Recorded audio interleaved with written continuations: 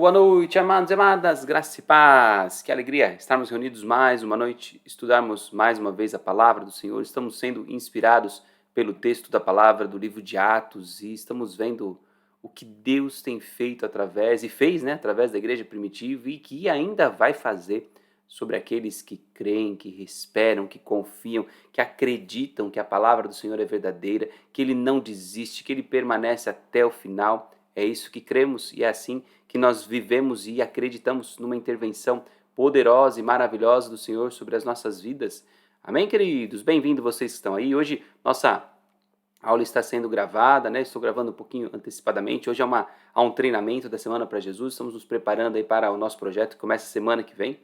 E o nosso culto está acontecendo ao vivo agora lá na nossa igreja. Quem quis participar pode estar lá, Só não conseguimos fazer a transmissão. Então, estamos gravando a aula hoje aqui para você que está online com a gente, que não quer perder essa sequência, e aqueles irmãos que puderam estão lá no templo sendo abençoados ali por um estudo precioso da palavra, um compartilhar. E quinta-feira que vem temos ainda mais uma aula aqui, vamos para a nossa 8ª aula sobre o livro de Atos, aprendendo, sendo fortalecidos, sendo inspirados pela verdade, pela palavra poderosa do Senhor, pela bondade do Senhor que é sem fim, que não há igual. E nós louvamos a Deus por isso, por esta alegria e esse privilégio de servir a esse Deus tão bondoso e tão bom, tão gracioso e tão generoso. Amém? Feche seus olhos, vamos orar. Pai de amor e graça, obrigado. Mais uma vez estamos na Tua presença nesta noite, sendo alimentados, fortalecidos e inspirados pela Sua verdade. E desejamos, Pai, de todo o nosso coração, que a Sua graça fale conosco, que o Seu poder quebrante, transforma, nos convence e mude a nossa vida, mude a nossa história. Senhor, queremos, como o livro de Atos todo está contando, queremos viver como testemunhas daquilo que nós vimos, daquilo que vivemos, e queremos ser esta igreja movida, direcionada, orientada pelo Espírito Santo. Esse é o desejo do nosso coração. Fala conosco, Senhor, porque não há outra alternativa, Senhor. Pai, não existe outra possibilidade para nós de vida a não ser com o Senhor. Não existe outra. Por isso, fala com a gente, ministra o nosso coração, toca as nossas vidas, quebranta-nos. É a nossa oração que fazemos em nome de Jesus. Amém, Senhor. Amém e amém. Graças a Deus, queridos e queridas. Louvado seja o Senhor pela sua preciosa palavra. Vamos lá? Cadê aqui a nossa Bíblia? Aê! Mudamos aqui para a nossa tela, Bíblia na mão, se você puder, abra a sua Bíblia, se você tiver um marca-texto aí, pode ir marcando, vai destacando na sua Bíblia, os textos que chamam atenção, faz as suas anotações, porque a Bíblia é nossa e ela precisa ser comentada pela gente. O que eu percebi, o que eu ouvi, o que Deus falou comigo, e esse exercício que eu estou fazendo aqui com vocês, nós podemos e devemos fazer. Compre uma boa Bíblia de estudo, que vai ter algumas observações para você acrescentar um pouquinho mais. Vá se dedicando à leitura, ao estudo da palavra, isso edifica a nossa vida, isso dá solidez para a nossa fé, amém? E vamos lá, seguir nosso capítulo 13. E então, Barnabé e Saulo, primeira viagem missionária. Começamos aqui. Havia na igreja de Antioquia profetas e mestres. Barnabé, Simão por sobrenome Níger, Lúcio de Cirene, Manaém, Colasso de Herodes, o tetrarca e Saulo. Todos eram servos do Senhor, que estavam ali para ministrar aqueles homens, para trazer da palavra do Senhor, para falar da verdade do Senhor. E é interessante haver essa clareza, profetas e mestres, tá? E hoje a gente tem tanta dificuldade com profecia na igreja, mas vocês veem que era claro que haviam profetas. Era claro que haviam profetas entre eles, lembremos disso. Hoje não é comum entender, não, isso é coisa de igreja pentecostal, não, isso é coisa da igreja de Cristo, profeta e mestre. A Bíblia vai nos dizer que quando falta profecia, o povo perece. Deixa eu achar onde está esse endereço.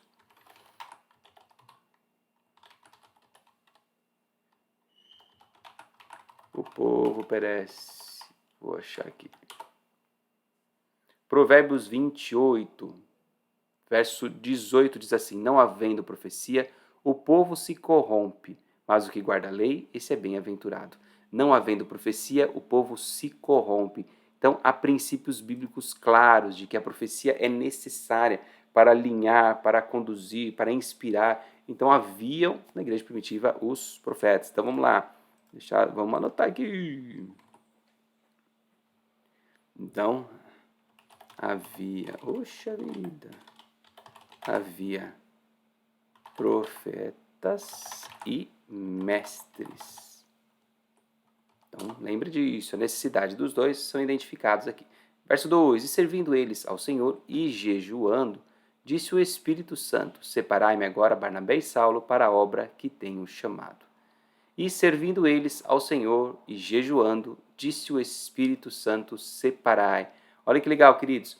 Eles estavam servindo, né? Eles estavam ali adorando a Deus, eles estavam buscando. Algumas traduções vão dizer, em vez de serviço, vão dizer adorando, né? Adorando ao Senhor e jejuando, disse o Espírito, né? Uma tradução vai dizer um pouquinho diferente. Então, esse servindo, né? Esse processo de adoração, de serviço ao Senhor, esse processo não mudou Deus. Olha só que interessante, vamos anotar aqui. A adoração, serviço e o jejum não mudam a Deus. Não mudam a Deus. Mas nos tornam sensíveis à sua voz.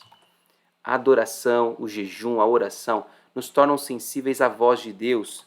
Sensíveis. Puxa vida. A sua vontade. Por quê? Porque Deus quer que sejamos obedientes. Nós vamos falar mais na frente aqui, é o momento em que Paulo vai falar a Davi, e que é um homem segundo o coração de Deus para obedecer. Então, Deus quer que nós sejamos sensíveis e obedientes, mas a gente precisa ouvir, estar sintonizado. Então, o jejum e oração é um processo de mudar a minha vida, a minha pessoa, o meu ser, a minha mente, o meu entendimento, para que eu me torne sensível à voz de Deus, disponível à voz, a ouvir, a entender, aberto à palavra que Deus tem para falar. Esse é o propósito, queridos. Por isso é importante o jejum e oração. E nesse contexto de jejum e oração, o Espírito Santo vai dizer, vai falar, né? Vai dizer a eles, né? Está aqui, ó, jejuando, disse o Espírito. Ele disse, ele falou. Por quem, pastor? Para profeta. Falou algum profeta e disse: Separai-me agora Barnabé e Saulo para a obra que os tenho chamado.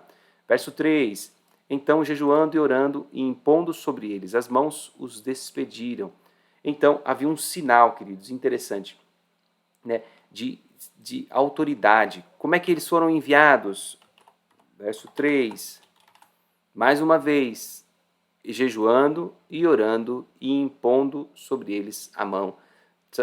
Jejuaram, oraram e colocaram as mãos. Não foi um envio qualquer, mas foi um envio debaixo de oração, de temor. Por quê, pastor? Para discernir. Senhor, confirma o seu propósito. Dá a sua direção, confirma o seu querer sobre a vida desses homens. Impõe as mãos sobre ele, dizendo: olha, nós declaramos a bênção do Senhor, nós declaramos que vocês estão indo na autoridade do Senhor para fazer uma grande obra. Esse é o propósito, esse é o desafio que Deus vai ter através, né, desse ato da igreja de impor as mãos e de declarar vão, né, na graça e na força do Senhor. Então, o que aconteceu com eles? Eles foram enviados. Queridos, olha uma coisa muito interessante e que a gente percebe hoje, infelizmente, que acontece. Todo envio bíblico está debaixo de uma comunidade que envia. Ninguém é chamado ao ministério avulso, entendam isso biblicamente.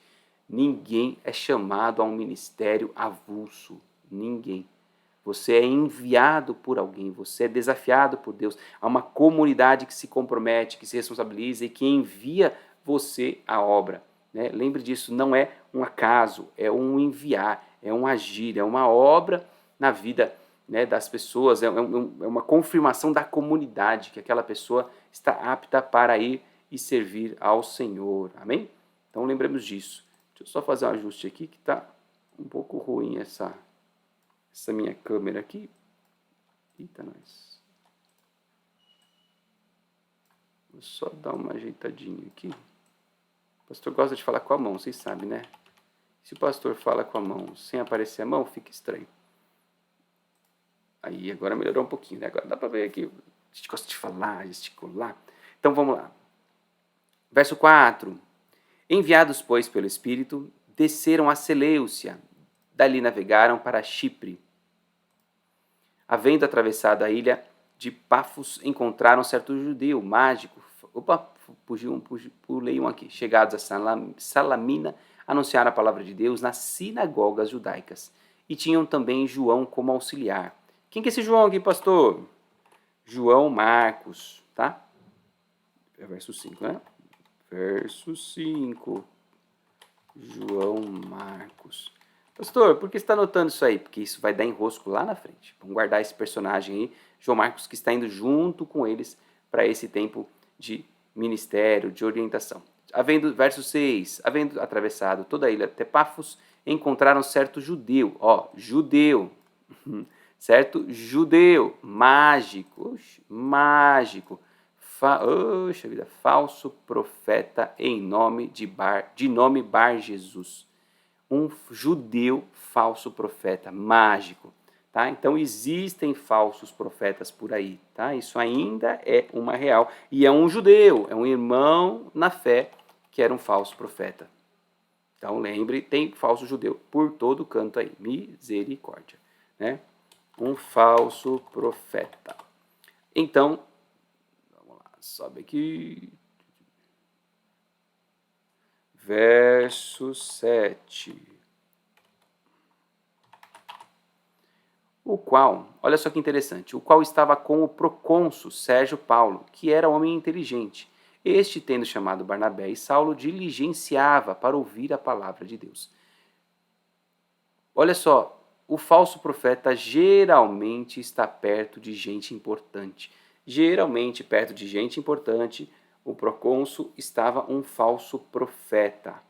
Tá? Então é interessante a gente entender, né, que era uma autoridade romana que estava ali na cidade e queria ouvir a palavra, mas tinha um falso profeta achegado lá interessadamente perto dele, certo?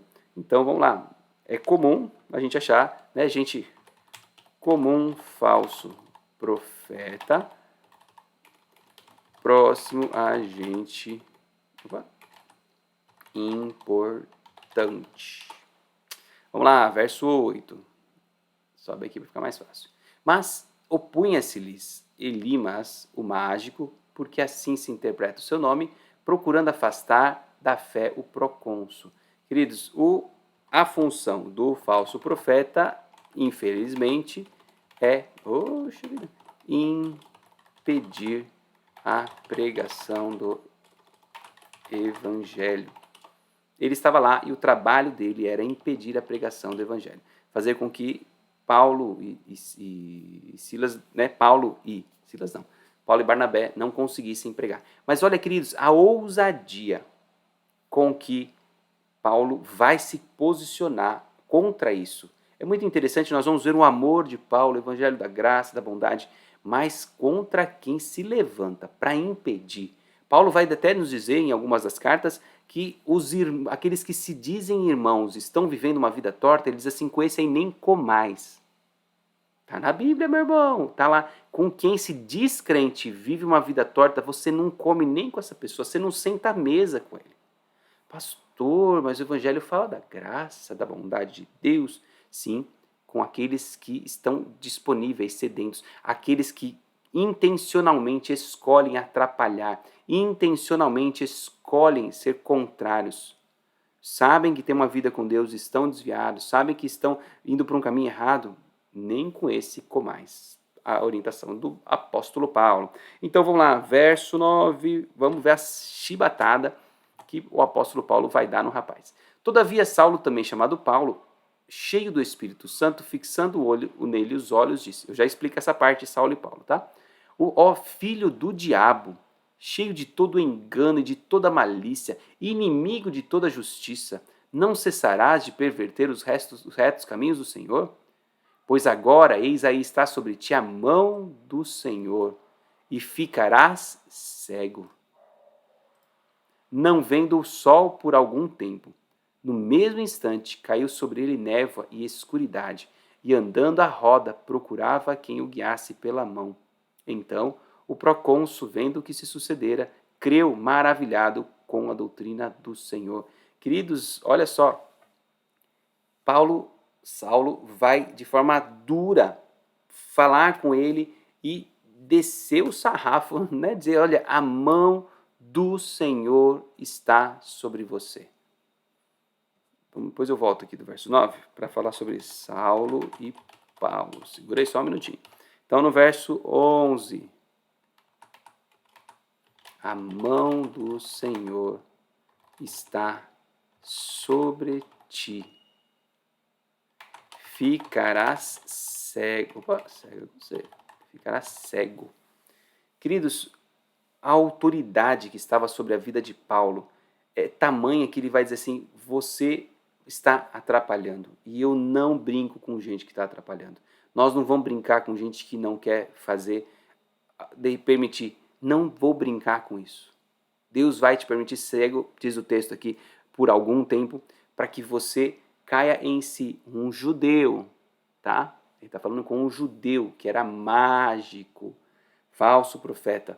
Você vai ficar cego para que você entenda que você está brincando com quem não deveria. Será que ele vai se arrepender, pastor? Não sei. Se ele se arrependeu, não sabemos. Mas que ficou cego, ficou. Olha só, queridos, algo interessante. Saulo e Paulo. Gente, a Bíblia não diz. Vou até anotar aqui. A Bíblia não diz que Saulo foi transformado em Paulo. Não. Ó, Saulo era o nome hebraico, o nome com que ele dos judeus. Paulo era o nome grego dele. Saulo porque tinha a ver com o rei Saul, era uma herança, né, vinculada em homenagem ao rei Saul. Paulo era o nome grego. Então ele tinha até, podemos dizer, essa estratégia evangelística de que ele era Paulo para alguns e era Saulo para outros. Se fazia tão judeu para estar com os judeus, que ele era Saulo, e ele se fazia tão grego para estar com os gregos, que ele era Paulo. Tá? Então a Bíblia não diz que é uma transformação de nomes. A gente aprende isso, né? E eu tinha essa visão, e hoje foi reforçando e lembrando de que realmente não. Ele não teve um nome transformado. Ele teve a história da sua vida transformada. E aí ele já tinha duas formas, né, diferentes do seu nome ser aí pronunciado e compartilhado entre outras pessoas. Vamos lá. Versículo 12, olha só que legal. Então o procônsul, vendo o que sucedera, creu maravilhado com a doutrina do Senhor. Opa, verso 12. Olha só, é a primeira autoridade, né? O primeiro monarca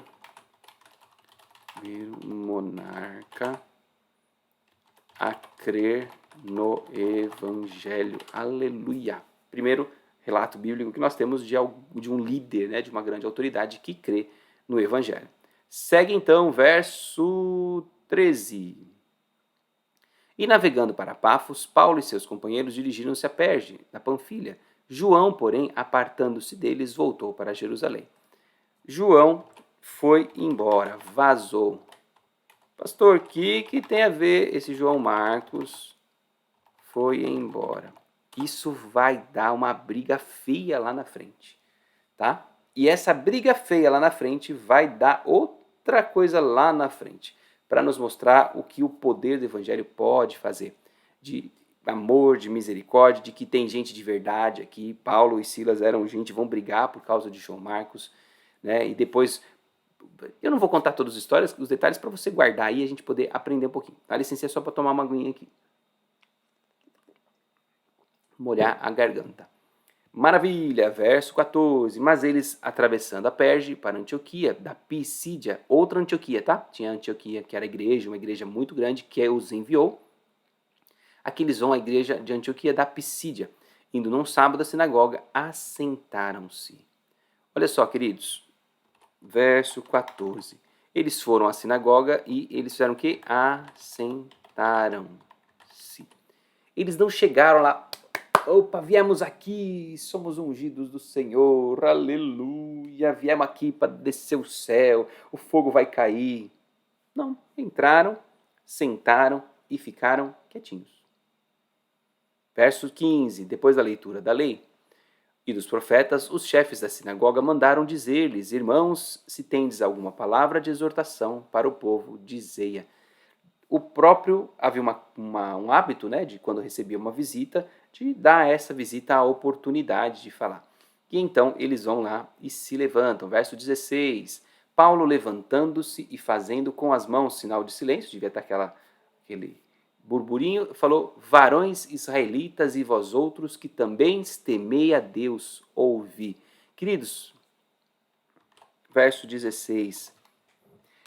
O Paulo, ele é simpático, ele respeita, ele honra aquelas pessoas. Ele os chama, né, de varões israelitas que temem a Deus. Que temem a Deus. Ele vai honrar aqueles homens e vai dizer: ouvi o que eu tenho para dizer. E aí, olha o discurso de Paulo por um público judeu. Ele está falando com os judeus. Então ele precisa usar a linguagem, ele precisa usar o entendimento que eles tinham, né? Contar as histórias que eram importantes para ele. O Deus deste povo de Israel escolheu nossos pais e exaltou o povo durante sua peregrinação na terra do Egito, de onde os tirou com braço poderoso e suportou-lhes os maus costumes por cerca de 40 anos. Olha só, suportou os maus costumes, né? E havendo destruído 7 nações na terra de Canaã, deu-lhes esta terra por herança. Verso 20. Vencidos cerca de 450 anos depois disso, deu-lhes os juízos, até o profeta Samuel. Ele está construindo uma linha de raciocínio, né? Paulo tem uma evangelização mais intelectual, então ele vai pegando o texto e vai construindo uma história. Verso 21. Então pediram-lhes um rei. Deus lhes deparou Saul, filho de Quis, da tribo de Benjamim, e isso no espaço de 40 anos.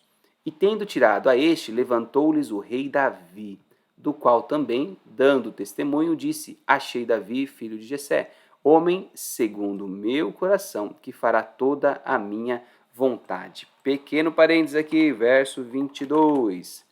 Homem segundo o meu coração, que fará toda a minha vontade. Queridos, às vezes a gente vincula um homem segundo o coração de Deus a muitas características.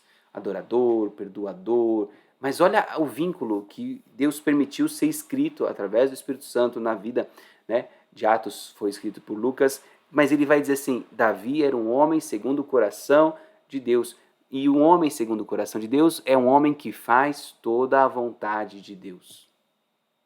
Um homem segundo o coração de Deus é um homem obediente a Deus. Não é o que não erra, não é o que não falha, não é o que jejua bastante, não é o que ora muito, não é o que é pastor, missionário, evangelista. Um homem segundo o coração de Deus é um homem que faz a vontade de Deus. É claro que eu preciso de jejum e oração para discernir e entender, estudo, meditação na palavra, mas a característica homem segundo o coração de Deus está vinculada aqui diretamente a alguém que faz toda a vontade de Deus. Vamos lá, volta para o pregação de Paulo, verso 23. Da descendência deste, lembra, ele fez toda aquela história para chegar em Davi. Ou seja, ele está construindo um raciocínio para mostrar assim, olha o que a Bíblia diz a respeito do Evangelho. Ele vai pregar o Evangelho. Então ele vai dizer o que a Bíblia diz. Da descendência deste, conforme a promessa, trouxe Deus a Israel, o Salvador, que é Jesus. Olha lá, já fez o vínculo. Havendo João primeiro pregado a todo o povo de Israel, João Batista, tá? Eles todos haviam visto, a história de João Batista foi muito espalhada, então todo o povo sabia. Antes da manifestação dele, batismo de arrependimento. Verso 25.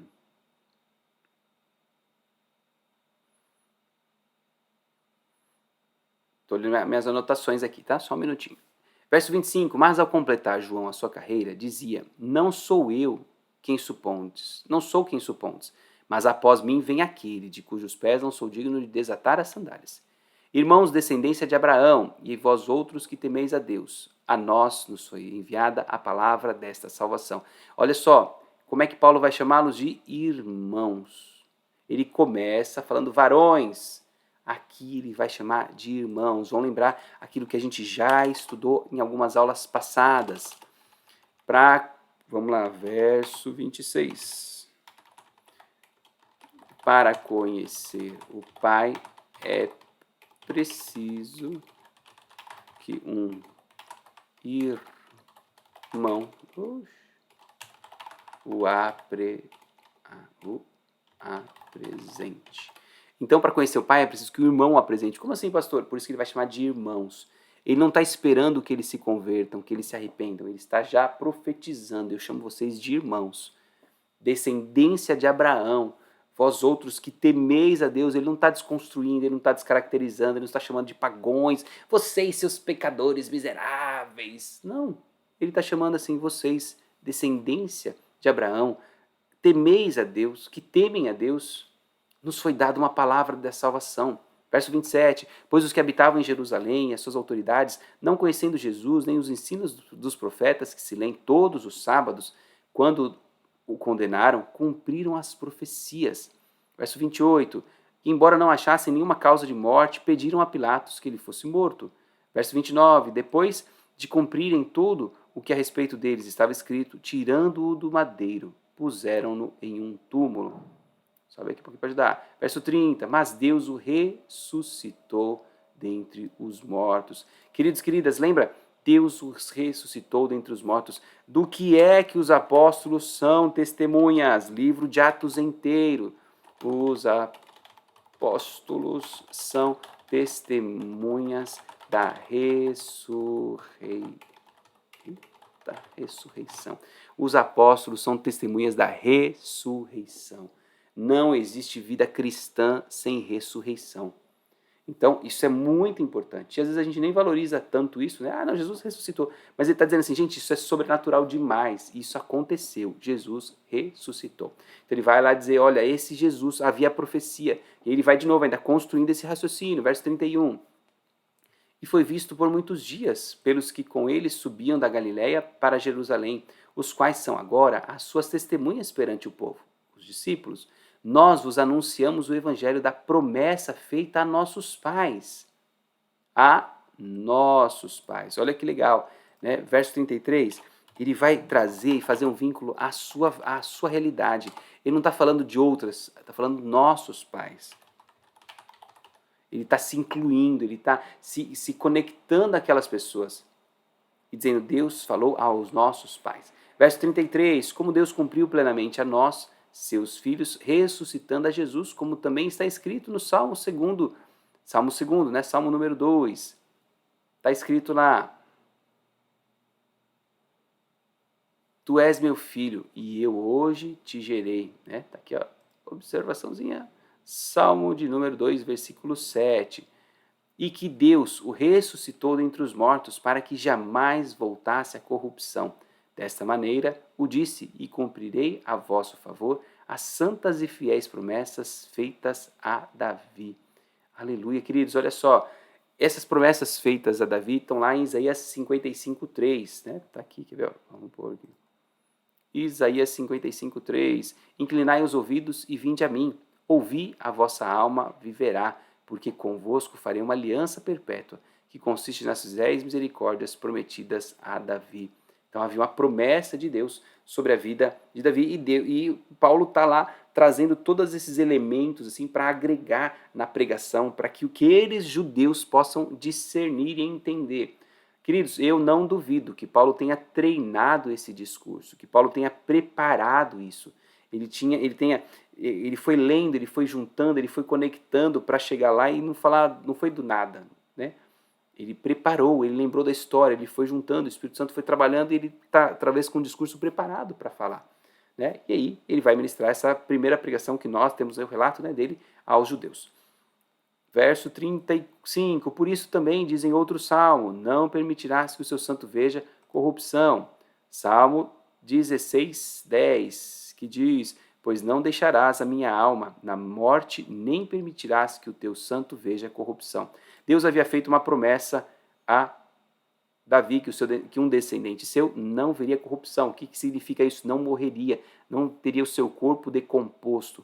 Né? Porque, na verdade, tendo Davi servindo a sua própria geração, conforme o desígnio de Deus, adormeceu, foi para junto de seus pais e viu corrupção. Ele morreu, seu corpo foi comido pelos vermes, né? E foi morto. Então, essa promessa não falava do próprio Davi, mas a um descendente que viria. Verso 37, porém aquele a quem Deus ressuscitou não viu corrupção. Verso 38, Tomai, pois, irmãos, conhecimento de que se vos anuncia a remissão de pecados por intermédio deste, e por meio dele todo o que crê é justificado de todas as coisas das quais vós não pudestes ser justificados pela lei de Moisés. Queridos, Paulo vai apresentar aqui o conhecido Evangelho da Graça. Essa é uma das principais marcas, né? A gente vai falar da teologia paulina, né? Verso 38 e 39, Evangelho da Graça. Pela graça sois salvos, justificados de todas as coisas, porque pela lei não podíamos ser justificados, mas encontramos perdão dos pecados por causa da morte de Jesus. Louvado seja o Senhor. Né? E mais uma vez, é só lembrar, pois irmãos, de novo, né, no verso 38 ele está destacando, olha, irmãos, vocês, meus amigos, meus irmãos, minha comunidade, né? Ele está se conectando, ele está se identificando com aquelas pessoas para trazê-los para perto da mensagem do Evangelho. Verso 40, notai, pois, que não vos sobrevenha o que está escrito aos profetas. Vede, ó desprezadores, maravilhai-vos e desvanecei, porque eu realizo em vossos dias tal obra que não crereis se alguém vô-la contar. Ele vai trazer esse texto lá de Abacuque 1:5. Abacuque 1:5. Dizer, olha, eu estou fazendo uma obra e vocês não estão percebendo. E aí Paulo está alertando. Por quê, pastor? Porque ele chama uma decisão. Ele fala assim, ó, estou falando de algo sério, de algo poderoso, de algo vivo. Vocês precisam crer, vocês precisam aceitar. E é ou eu quero ou eu não quero. Não tem meio do caminho. Né? Então o evangelho não é uma opção. É uma decisão. Eu quero ou eu não quero. E não é uma opção, eu tenho o evangelho, eu tenho o de espírita, eu tenho não sei o que. Não, evangelho é uma decisão, ou eu tenho ou eu não tenho, ou eu quero ou eu não quero. E aí ele vai seguir mais um pouquinho e desafiar aquelas pessoas. Vede, ó desprezados, maravilhai, aqui já li, verso 42, ao saírem eles, rogaram-lhes que no sábado seguinte lhes falassem essas mesmas palavras. Despedida a sinagoga, muitos judeus e dos prosélitos piedosos seguiram Paulo e Barnabé. E estes, falando-lhes, os persuadiam a perseverar na graça de Deus. Louvado seja o Senhor. Né? Por quê? Porque uma palavra preciosa, uma construção, e o que ele falou? Não, volta aqui, sábado que vem falar de novo. Vem falar de novo. E o que aconteceu por causa da pregação de Paulo? Olha lá, olha o verso 44, queridos. No sábado seguinte, afluiu quase toda a cidade para ouvir a palavra de Deus. Aleluia. Verso 44. Quase toda a cidade.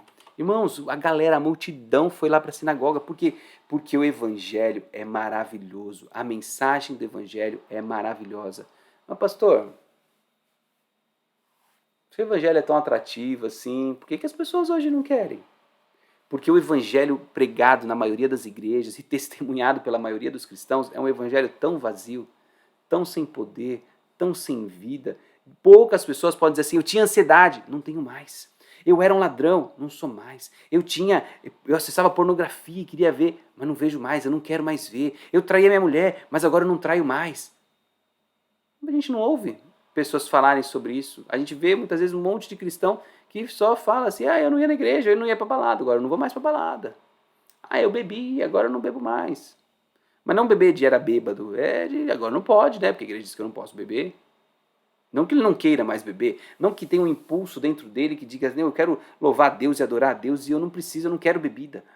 Não, ele não bebe porque a igreja diz que eu não posso, lá está na doutrina da igreja, lá não posso, então eu não bebo. É diferente, uma transformação.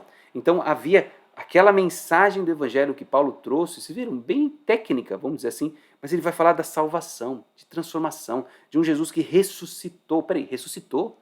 A gente hoje já ouviu tão falar de Jesus que a gente até diz que ressuscitou mesmo. Mas a gente não olha com aquele negócio com espanto e fala assim, peraí, ele ressuscitou de verdade? A gente não olha com essa entonação, né? Porque já acostumamos, né? Então, há algo poderoso no Evangelho. Nós precisamos voltar a crer nessa verdade, né? Nessa ministração da palavra com tanto poder. E esse evangelho, então, é atrativo. Só que nós vamos ver aqui, o autor, né, Lucas vai ser muito sábio, ele vai fazer sempre uma ponte, assim, uma conexão de que ao mesmo tempo que o evangelho é atrativo, ele também é ofensivo para alguns. Olha só, verso 45. Mas os judeus, vendo as multidões, tomaram-se de inveja e, blasfemando, contradiziam o que Paulo falava. Olha só, eles tinham inveja. Não era porque eles discerniram na palavra, porque eles entenderam, era inveja. Olha que triste. O sentimento que moveu aqueles homens contra Paulo e contra Barnabé era inveja. Que triste, né? Vamos lá. Anota aí, inveja é um perigo.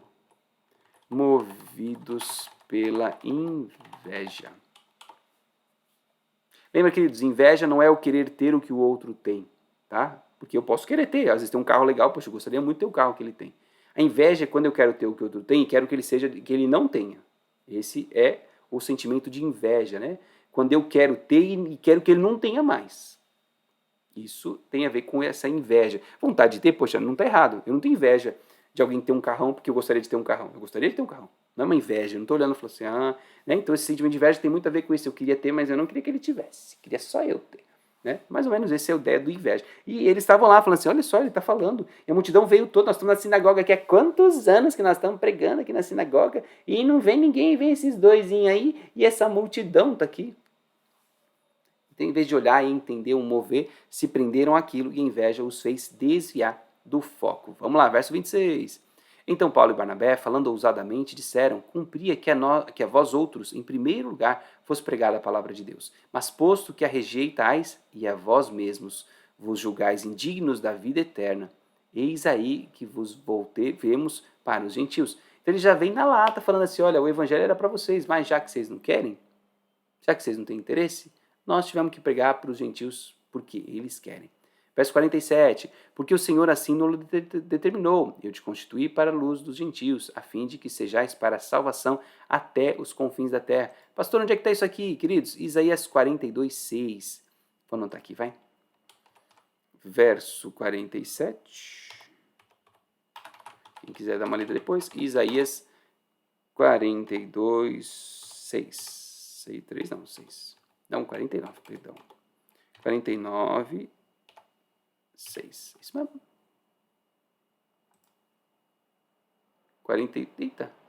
42, 6. Pastor escreveu errado aqui.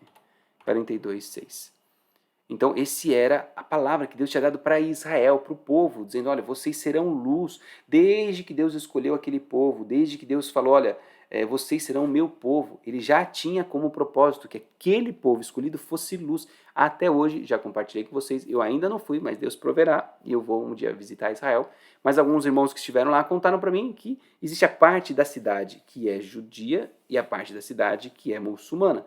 E ele disse, esse irmão, que há uma distinção absurdamente clara de que a parte dos judeus é limpa, organizada, arrumada, e a parte dos muçulmanos é bagunça, é sujeira. Foi o que ele contou para mim, tá? Por quê, pastor? Porque Deus quer deixar claro, esse aqui é o meu povo, há uma bênção sobre ele, há uma manifestação sobrenatural, eles vão além. Quantos judeus são famosos, queridos? Quantos judeus só inventaram coisas? Quantos judeus são milionários? Por quê? Porque Deus honra aqueles homens que são ainda o seu povo escolhido.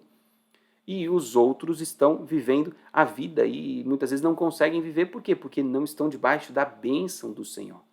E lembre, esse princípio também rege a minha e a sua vida. Creia nisso. Deus também quer que eu e você sejamos propagadores, garoto propaganda do reino dele, vivendo para testemunhar. Guarde isso aí no seu coração, não se esqueça. Vamos lá, verso 48. Os gentios, ouvindo isto, regozijavam-se e glorificavam a palavra do Senhor, e creram todos os que haviam sido destinados para a vida eterna. Aqui, queridos, dá uma boa discussão, mas nós vamos trabalhar hoje, né? Porque ele vai dizer, creram todos os que tinham sido destinados para a vida eterna. Pastor, isso é predestinação? Está escrito aí, gente. O autor disse que creram todos os que haviam sido destinados para a vida eterna. Mas nós não vamos tratar isso hoje, fica para um outro estudo aí sobre essa temática. E divulgavam-se a palavra do Senhor por toda aquela região. Verso 50. Mas judeus instigaram as mulheres piedosas de alta posição e os principais da cidade e levantaram perseguição contra Paulo e Barnabé, expulsando-os do seu território. E estes, sacudindo contra aqueles o pó dos pés, lembra a orientação de Jesus, né, quando sair da cidade e a cidade não te receber, tira até o pó da sandália, partiram para Icônio. Verso 52, os discípulos, porém, transbordavam de alegria e do Espírito Santo. Aleluia! Mais uma vez, verso 49, a palavra se divulgava. Verso 49, divulgação do Evangelho. Por quê? Porque ele é atrativo. Verso 50, perseguição. Por quê? Porque o Evangelho é ofensivo para algumas pessoas.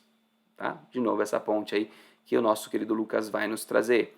Vamos lá, capítulo 14. Opa, capítulo 14 ou 14, como você preferir. Em Icônio, verso 1, Paulo e Barnabé entraram juntos na sinagoga judaica e falaram de tal modo que veio a crer grande multidão, tanto de judeus como de gregos. Lembra, a estratégia deles evangelística era essa, levar as pessoas, falar do amor de Deus. Então, se lembra, eles tinham aquele discurso, né, iam compartilhando, construindo aquele raciocínio com o povo, para eles crerem, porque eram nos judeus. Eles começavam com os judeus, para depois alcançar os gentios. E aí o que aconteceu? Grande multidão veio a crer. Verso, vou até copiar os textos aqui para a gente fazer. Pra vocês verem como vai dar igual aqui, ó. Verso 1, divulgação do evangelho. Muitos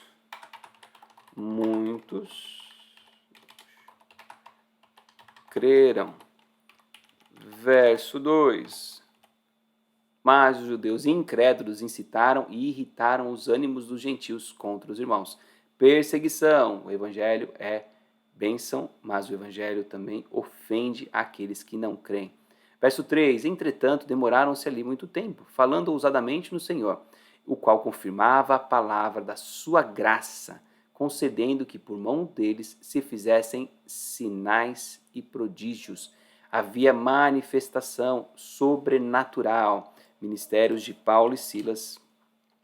Verso 3, manifestações sobrenaturais para abrir o coração à pregação do Evangelho. Lembra, essa é a tônica de todo o livro de Atos, essa é a tônica do ministério da igreja. O milagre prepara o coração para a palavra. Mas, verso 4, dividiu-se o povo da cidade, uns eram pelos judeus, outros pelos apóstolos. Então houve uma distinção, porque eles entendiam claro que os judeus eram um e os crentes eram outros. Havia clareza de que um era de um jeito, o outro era de outro. Verso 5. Verso 5, perdão. E como surgisse um tumulto dos gentios e judeus associados com as autoridades para os ultrajar e apedrejar. Sabendo eles, fugiram. Olha só, queridos, não está errado fugir de alguns tipos de perseguição. Fugiram para Listra e Derbe, cidades da Licaônia e circunvizinhança, onde anunciaram o evangelho. Deus permite a perseguição e eles vão para um outro lugar. E lá eles vão compartilhar do evangelho. Então, verso 3, temos manifestação sobrenatural e gente sendo convertida. Verso 5, perseguição. Então, e aí eles vão e o evangelho continua sendo pregado. Agora, olha que legal essa experiência. Verso 8. Aí, verso 8. Em Listra costumava estar assentado certo homem aleijado, paralítico desde o seu nascimento. Paralítico desde o seu nascimento. Vamos pensar, queridos, quem é paralítico desde o seu nascimento? Numa cidade pequena, todo mundo sabe quem é. Todo mundo conhece. E ele nunca pôde andar. Então estava lá um aleijado de nascença. Jesus, eu não estou lembrado do português. Aí o corretor me ajudou, mas eu acho que é assim. Um aleijado de nascença. E é só, todo mundo sabia quem era. Então, esse homem ouviu falar Paulo, que fixando nele os olhos e vendo olha só, fixando nele os olhos. Queridos, essa é uma característica que é extremamente necessária em todo cristão. Por quê, pastor? O que significa fixando neles os olhos, querido? Significa que Paulo não olhou só para um homem aleijado. E lembra, pessoas aleijadas costumam se tornar gente invisível. Passa na rua, nem vê, pula, nem finge que não vê. Muita gente finge que não vê. Mas Paulo olha nos olhos. Paulo vai lá e olha no profundo. Ele se importa com aquela pessoa. Ele se conecta com aquela pessoa. Ele olha e marca a vida daquela pessoa porque aquela pessoa se tornou importante. Aquela vida se tornou importante para Paulo. Então, olha só, eu queria destacar 3 características, 3 ações de Paulo aqui nessa experiência junto a esse aleijado. Então, primeiro, fixa os olhos nele. Segundo, ele olha e diz assim, e vendo que possuía fé para ser curado. Ele discerniu. Por quê? Porque ele não consegue enxergar, ele não falou, não disse que conversou, mas ele percebeu. Então ele desenvolveu algo, ele discerniu pelo Espírito a fé que havia naquele homem. E então, verso 10, disse-lhe em alta voz, apruma-te direto sobre os pés. E ele saltou e andava. Ele disse, apruma-te, levanta. E aqui, ó, disse em alta voz, ele não falou assim, se quiser, vamos tentar, ver se dá para ficar em pé. Ele olhou e falou assim, levanta, e alto.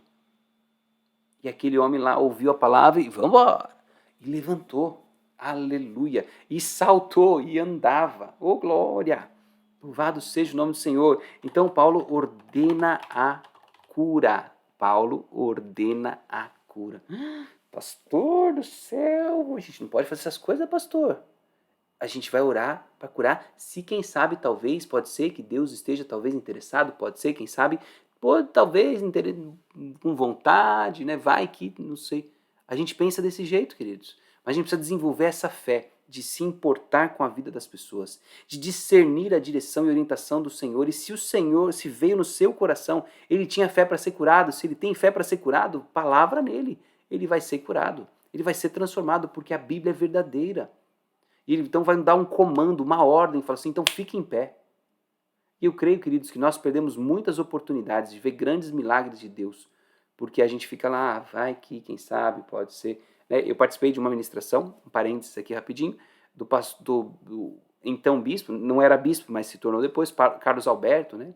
E lá em Teresópolis, e ele ministrava sobre cura. E ele perguntou assim, falou, olha, quem aqui tem joanete no pé? Aí o pessoal levantou e falou assim, nós vamos orar daqui a pouco, você vai ser curada. E continuou explicando, eu falei, como assim? O que ele pensa que é para dizer vai ser curado daqui a pouco? E falar assim, que quem tem vai ser curado? Eu falei, a gente tem que ver se quem sabe, pode ser, talvez Deus, se estiver de bom humor hoje, interessado, se acordou bem, talvez ele pode, quem sabe, querer deixar acontecer. Essa é a impressão que a gente tem. E depois ele nos chamou e foi ministrando e foi chamando as pessoas que tinham problema na coluna. E ele falou assim, olha irmãos, palavras dele, ele disse assim, existe o ortopedista, existe o ginecologista, existe a especialidade. Deus me deu um dom de orar por pessoas com problema na coluna e pessoas com joanete no pé. E quando eu oro, elas são curadas. Irmão, foi um atrás do outro que nós fomos vendo. Nós vimos perna crescer, nós vimos braço esticar, nós vimos joanete sumir. E ele disse que ia ser curado e elas foram curadas. Nesse caso, ele tinha fé. Alguns creram e foram lá e foram curados porque ele tinha fé. E a fé dele alimentou a esperança. Então, nós vamos ser mais ousados e corajosos. Às vezes nós vivemos uma dimensão da fé muito assim, será? Pode ser. E precisamos discernir, ter intimidade, ter convicção na palavra. E ser usado como o apóstolo Paulo, que mudou a história de um homem. Mas não foi só a história desse aleijado que foi mudada, meu irmão, minha irmã. Essa transformação conduziu muitas pessoas a ouvir a verdade do Evangelho. Vamos lá, verso 11. Olha só o que vai acontecer como resultado disso. Quando as multidões viram o que Paulo fizera, gritaram em língua licaônica, dizendo, os deuses em forma de homem, baixaram até nós. A Barnabé chamaram Júpiter e a Paulo Mercúrio, porque este era o principal portador da palavra. O sacerdote de Júpiter, cujo templo estava em frente da cidade, trazendo para junto das portas touros e grinaldas, queria sacrificar juntamente com os multidões. Queridos, aquela manifestação gerou idolatria. Aquele povo começou e queria... Por quê? Porque era a cultura deles. Aqui ele não está falando mais com os gregos, com os judeus. Ele está falando com os gregos.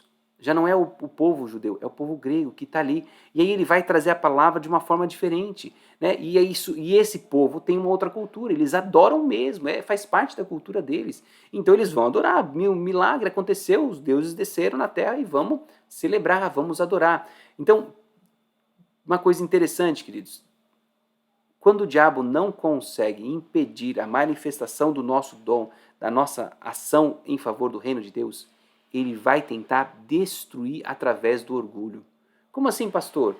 Aí ele vai lá e faz, nossa, que unção que Deus deu a você.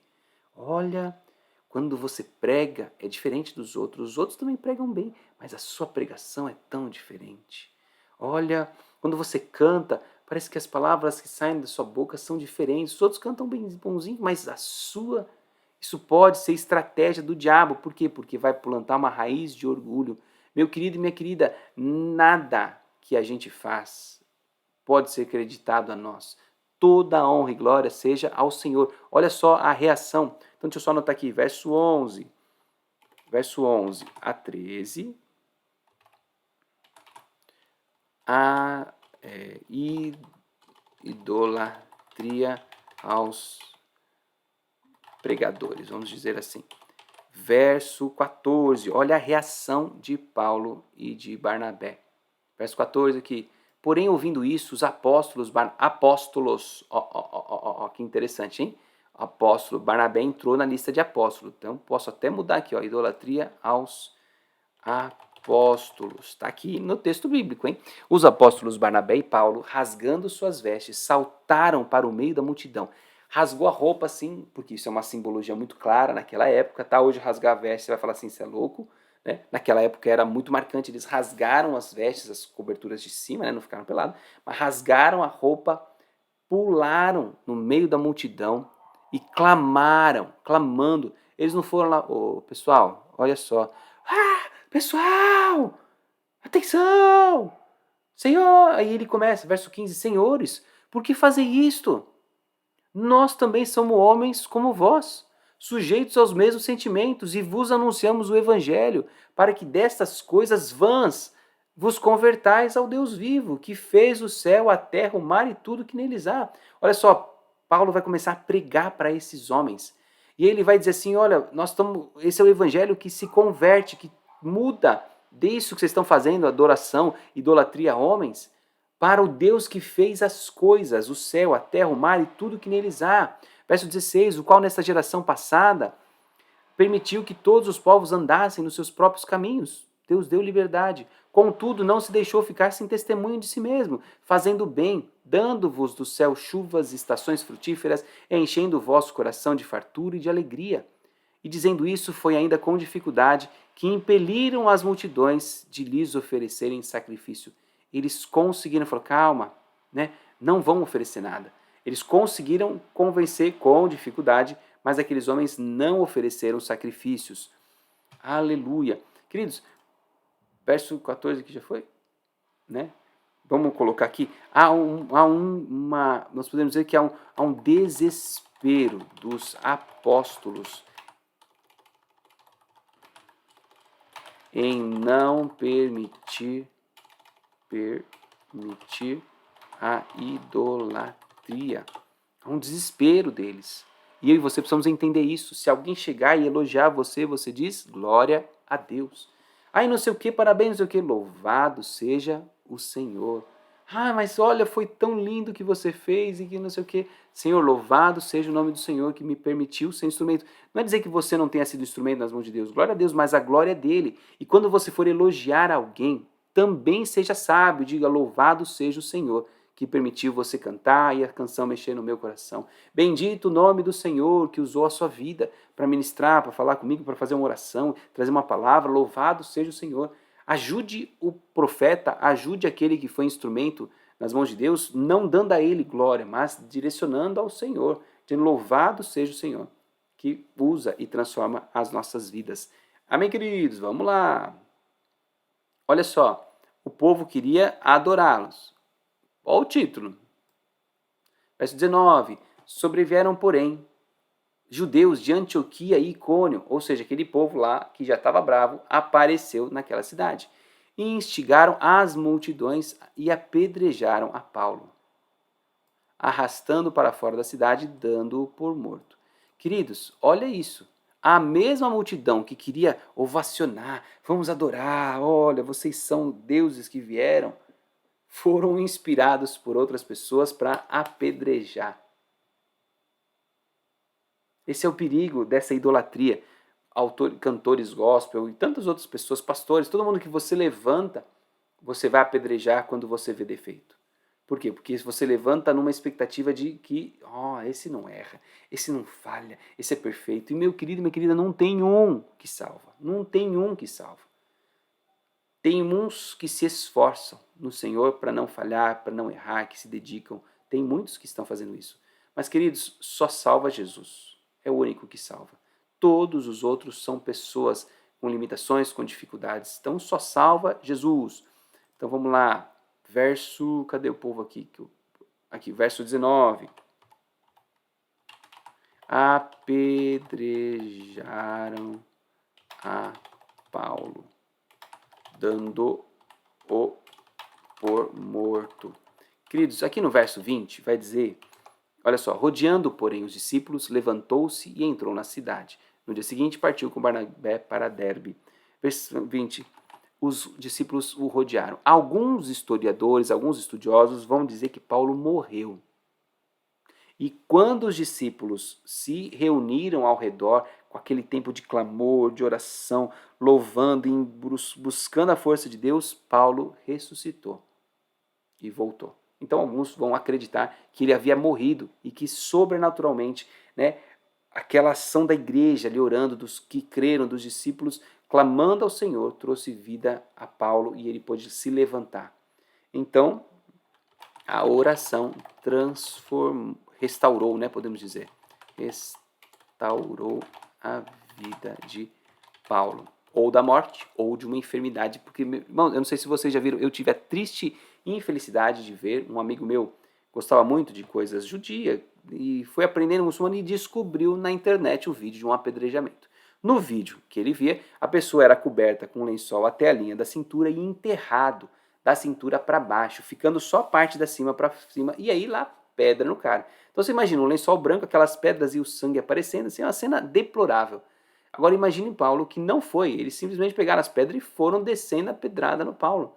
Pedrada, irmão, não foi borrachinha, não foi bolada, foi pedra para furar, para machucar, e Paulo foi apedrejado.